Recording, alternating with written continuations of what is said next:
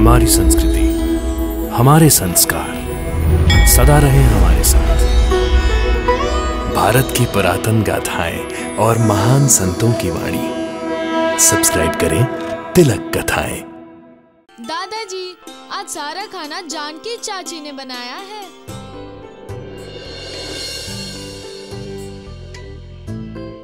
जानकी बहू ने? वाह जानकी बहू, सचमुच खाना बहुत स्वादिष्ट बनाया है, मजा आ गया।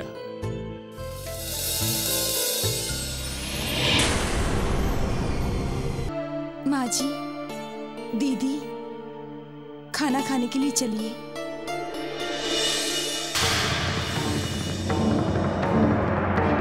मेरे ही घर में, मेरे ही रसोई घर में ये तुम मुझसे कह रही हो? रघुराम तुम्हें रसोई घर में क्या ले आया? तुम तो इस घर को अपना ही समझ बैठी। तुम्हारे तो पर निकल आए। कान खोलकर सुन लो, ये घर मेरा है, यहाँ मेरा हुक्म चलता है। तुमने मेरे हुक्म को ठुकरा कर इस रसोई घर में कदम रखा, खाना बनाया और ऊपर से हमें ही खिलाने का नाटक कर रही हो।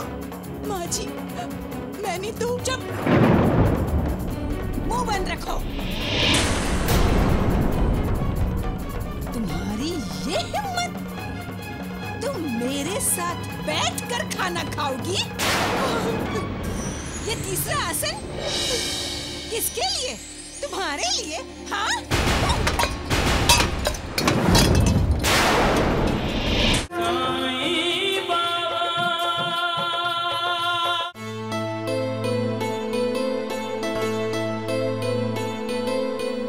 माँ, आज दाल में से बड़ी अच्छी खुशबू आ रही है।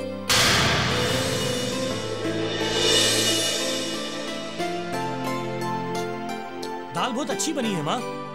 दादी माँ ने नहीं बनाई है दाल। तो किसने बनाई है? कल्याणी बहू तुमने? जी दादाजी, आज सारा खाना जानकी चाची ने बनाया है।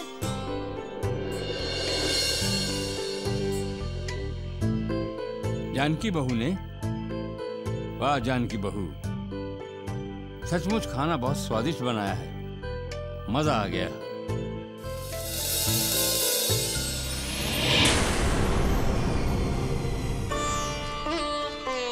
मालसापति जी, दूसरों में जो गुण हैं,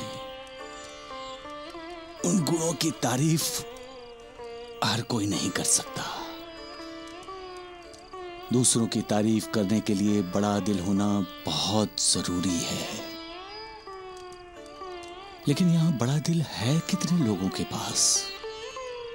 है भी तो दिल को छोटा कर लेते हैं। दूसरों की तारीफ करने के लिए शब्दों की कंजूसी कर लेते हैं। लेकिन क्यों? क्योंकि लोग एक दूसरे से ईर्ष्या करते हैं, द्वेष करते हैं। दूसरों का उत्कर्ष उनकी तरक्की है जो उनसे बर्दाश्त नहीं होती। जो गुणी है, ज्ञानी है, अगर उनका उत्कर्ष होता है तो ये सहनशील हो जाते हैं, अपने दुश्मनों का भी बुरा नहीं चाहते। फिर भी अविचारी लोग उनका बुरा चाहते हैं, उन्हें अपना दुश्मन समझते हैं। ऐसे लोग कभी भी किसी का भला नहीं करते, अगर करेंगे भी तो बुरा ही, और सोचेंगे भी तो बुरा ही। मालिक की बनाई हुई ये दुनिया अच्छे लोगों की अच्छाई पर ही तो चलती है। साधु, संत और सज्जन इनके तपों के सामर्थ्य पर ही चलती है। लोगों की दी हुई दुआओं पर ही तो चलती है। ये बुरे लोग नहीं जानते, इसलिए जिनका गौरव करना चाहिए उनका गौरव गान खुले दिल से नहीं करते। बल्कि किसी ने उनका गौरवगान कर दिया तो उसे अपना अपमान समझ लेते हैं। महालसापति, लड़ाई जैसे सज्जन और दुर्जन में, नास्तिक और आस्तिक में, विश्वास और अविश्वास में होती है, वैसे ही गुणों और अवगुणों में होती है। और जीत हमेशा गुणी इंसान की होती है। जीत क्यों होती है? क्योंकि मालिक का आशीर्वाद हमेशा गुणी इंसान के साथ ही तो होता है। सबका मालिक एक।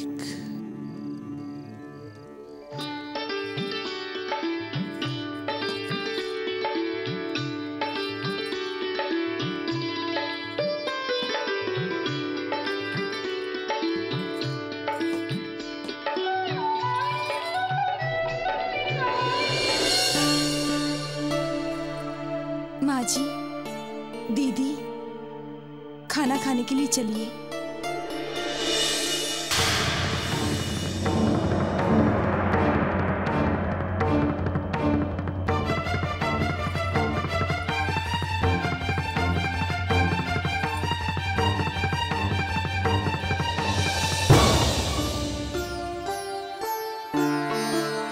आइए आइए, बैठिए ना माँ जी।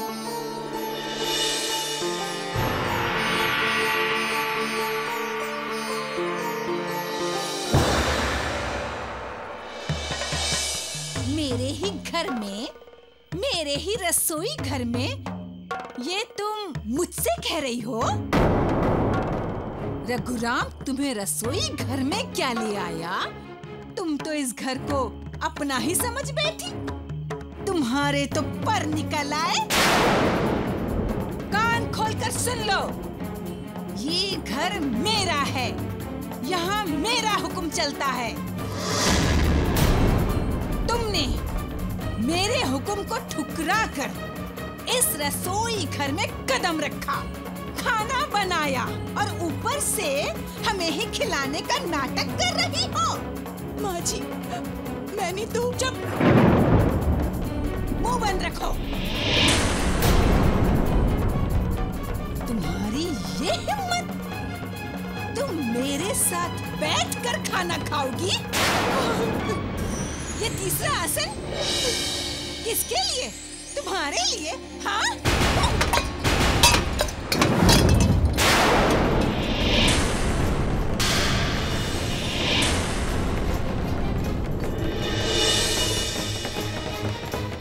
रघुराम चाहे तुम्हें सर पर बिठाकर रखे, चाहे तुम्हें सर पर बिठाकर नाच करे, मगर याद रखना, मेरे लिए तुम एक दरिद्र की बेटी हो, एक भिखारन हो तुम, बस समझी? इसलिए आज मैं फिर कह रही हूँ, भिखारन हो और भिखारन बनकर रहो, अपनी औकात में रहो।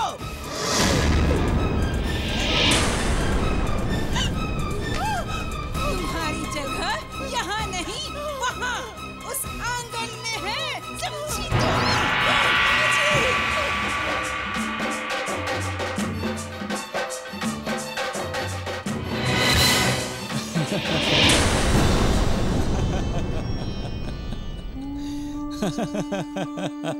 साईनाथ, क्या हुआ? आप हंस क्यों रहे हैं? मैंने इंसान का अहंकार देखा है महालसापति, और देख रहा हूं कि अहंकार इंसान को कितना बदल देता है। हाँ साईनाथ, अहंकारी इंसान अहंकार के ही अधीन हो जाता है। सच कहा तुमने महालसापति। जब इंसान अहंकार के अधीन होता है तो कठोर बातें करता है, अपनी बोली से हमेशा दूसरों का दिल दुखाता है, दूसरों को तुच्छ मानता है और अपने आप को सबसे ऊपर समझता है। वो ये भूल जाता है कि हम सब उस मालिक की संतान हैं हम सब में उस मालिक का ही अंश है। अगर ऐसा है तो फिर क्यों हम अपने आप को श्रेष्ठ और दूसरों को तुच्छ माने? क्यों हम दूसरों का अनादर करें? महालसापति, मैं तुम्हें एक कहानी सुनाता हूं। एक साधु था जिसके पास एक गणेश जी की और एक चूहे की सोने की मूर्ति थी। कुछ वजह से साधु दोनों मूर्ति को बेचने के लिए सुनार के पास गया। सुनार ने गणेश जी और चूहे दोनों मूर्तियों का वजन किया। दोनों का वजन बराबर था, इसलिए उसने दोनों का पैसा बराबर दिया।